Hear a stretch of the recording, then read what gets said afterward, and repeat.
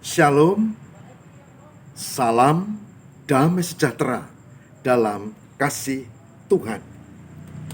Saudara, saya Pendeta Lukas Eko Sukoco dari Padepokan Diakonia Mitra Kinasih GKJ Purworejo. Kita telah membahas tentang retreat, dan ini adalah bagian berikutnya. Bukan sekedar memahami pengertian retreat, bukan sekedar mengerti tujuan retreat, bukan sekedar mengerti tentang kenapa retreat perlu dilakukan, tapi secara mendalam kita perlu mendalami juga, menghayati dengan pendekatan firman Tuhan. Ada seorang nabi namanya Elia. Dia tekun melayani Tuhan, bahkan hampir tidak pernah henti dengan ketegasan, dengan kesungguhan, dengan ketaatan, dan dengan penyertaan Tuhan. Tapi suatu saat sang nabi ini mengalami tekanan hidup yang berat.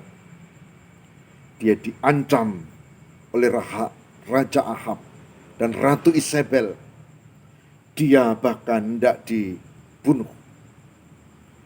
Dia juga merasa kurang mendapat dukungan.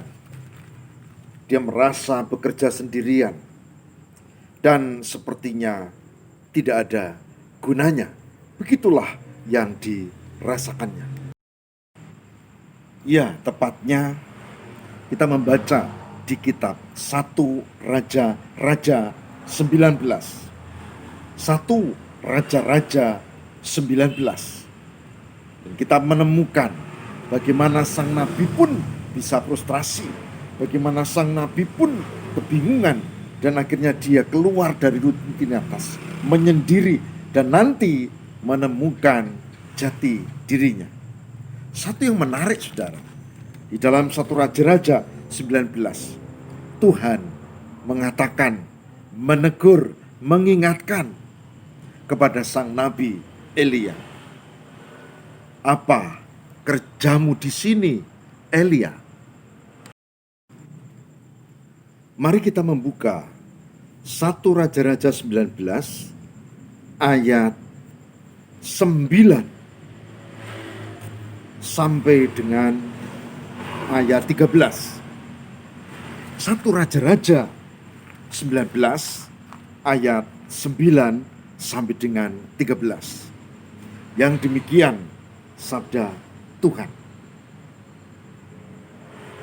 Di sana masuklah ia ke dalam sebuah gua dan bermalam di situ. Maka firman Tuhan datang kepadanya demikian. Apakah kerjamu di sini, hai Elia? Jawabnya, aku bekerja segiat-giatnya bagi Tuhan, Allah semesta alam, karena orang Israel meninggalkan perjanjianmu, meruntuhkan mezbah-mezbahmu, dan membunuh nabi-nabimu dengan pedang. Hanya aku sendirilah yang masih hidup, dan mereka ingin mencabut nyawaku. Lalu firman-Nya, keluarlah dan berdiri di atas gunung itu di hadapan Tuhan. Maka Tuhan lalu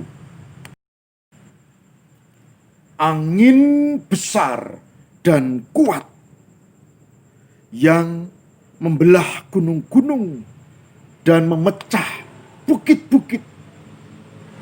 Batu mendahului Tuhan, tetapi tidak ada Tuhan dalam angin itu, dan sudah angin itu datanglah gempa. Tetapi tidak ada Tuhan dalam gempa itu. Dan sesudah gempa itu datanglah api. Tetapi tidak ada Tuhan dalam api itu. Dan sesudah api itu datanglah bunyi angin sepoi-sepoi basah. Segera setelah Elia mendengarnya, ia menyelubungi mukanya dengan jubahnya, lalu pergi keluar dan berdiri di pintu gua itu. Maka datanglah suara kepadanya yang berbunyi, "Apakah kerjamu di sini, hai Elia?" Demikian firman Tuhan dalam 1 Raja-Raja 19 ayat 9 sampai dengan 13. Yang berbahagia barang siapa mendengar firman Tuhan dan memelihara dalam kehidupan setiap hari. Puji Tuhan. Ibu, bapak, dan saudara-saudara yang terkasih di dalam Tuhan, Elia adalah gambaran kita, gambaran saya, gambaran saudara-saudara semua, yaitu gambaran tentang orang yang sudah merasa melayani, bekerja bagi Tuhan, tapi merasa tidak mendapat dukungan dan sepertinya tidak sukses. Bahkan sepertinya Tuhan mendiamkannya. Ini gambaran Elia. Bersyukur karena Alkitab mencatat Elia keluar dari rutinitas dan menghayati relasinya dengan Tuhan. Perasaannya, bahkan ketakutannya, dan akhirnya dia diperbarui. Ada banyak loh saudara, orang yang menjadi pengikut Kristus yang mengalami seperti Elia.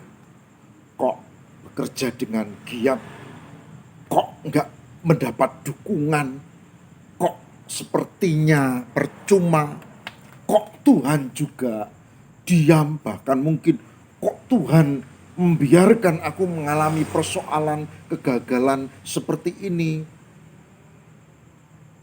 Dia tidak retreat, dia tidak menarik diri, dia tidak keluar dari rutinitas lalu menghayati hidupnya di dalam Tuhan. Malah dia mengambil jalan pintas, meninggalkan Tuhan. Dulunya dia tokoh di situ, setidak-tidaknya ditokohkan. Dulunya dia terbiasa dengan berkhotbah di mimbar. Dulunya dia selalu aktif, bahkan melebihi orang lain di situ. Dulunya ia selalu banyak berkorban, bahkan berkorban melebihi yang lain. Tak hanya uang, tapi pikiran dan tenaga. Dulunya, tidak sekarang. Dulunya. Lalu dia tidak sempat berefleksi, dia tidak sempat menarik diri dari rutinitas, dia tidak sempat retreat seperti Elia, lalu dia malah meninggalkan Tuhan. Sebuah keputusan yang salah, sebuah langkah hidup yang sangat tragis dan menyedihkan. Saudaraku yang terkasih di dalam Tuhan, diakui atau tidak, setiap orang pasti punya masalah. Diakui atau tidak, dalam pelayanan juga kita tentu memiliki banyak persoalan dan kesulitan. Bahkan tak jarang persoalan dengan saudara sendiri, sesama pelayan Tuhan. Oleh sebab itu, tindakan untuk menarik diri keluar dari rutinitas, tindakan untuk retreat, atau setidak-tidaknya rekoleksi, menghayati kembali pengalaman hidup ini di dalam Tuhan, begitu sangat penting kalau kita ingin hidup dengan semangat yang baru seperti Elia. Saudara yang terkasih di dalam Tuhan, dari ungkapan-ungkapan tadi, sebetulnya saya mau membawa ibu, bapak, dan saudara untuk sampai pada satu kesimpulan. Retreat itu bukan sekedar program. Retreat bukan sekedar kegiatan. Retreat adalah suatu disiplin rohani yang kita butuhkan, seperti Gusti Yesus yang rutin ia lakukan di sela-sela pelayanan yang padat. Kita udah bahas kemarin itu. Dia ajak muridnya, dia seorang diri, dia pagi-pagi, dan begitu seterusnya. Banyak sekali. Dan Yesus menjadi teladan buat kita bagaimana mendalami, menjalani, menghayati hidup yang penuh dinamika ini dengan dan bersama Tuhan. Jika ini dihayati, saudara, maka disiplin rohani retreat sebetulnya sangat kita butuhkan. Atau sekurang-kurangnya dalam waktu yang singkat itu rekoleksi. Bahkan ada tema-tema tertentu yang kita bisa bahas dalam kehidupan sekarang ini. Tema komunikasi misalnya. Tema komunikasi itu menarik untuk kita bahas. Baik komunikasi suami istri, bapak ibu, baik komunikasi orang tua dan anak, baik komunikasi anak dengan anak, baik komunikasi di dalam komunitas gereja, baik komunikasi di organisasi. Bukankah pada zaman yang seperti ini ternyata komunikasi menjadi persoalan? Karena semua terbuka dan miscommunication menjadi barang yang sering terjadi. Apalagi dengan media sosial yang katanya mendekatkan yang jauh. Mendekatkan yang jauh. Tapi sejalan dengan itu menjauhkan yang dekat. Mendekatkan yang jauh tapi menjauhkan yang dekat. Ini tema yang menarik, komunikasi. Ya. Tema lainnya ya tentu saja tema yang terkait dengan kehidupan. Ekonomi sekarang menjadi persoalan penting. Orang kalau tidak punya mobil, katanya tidak diberkati.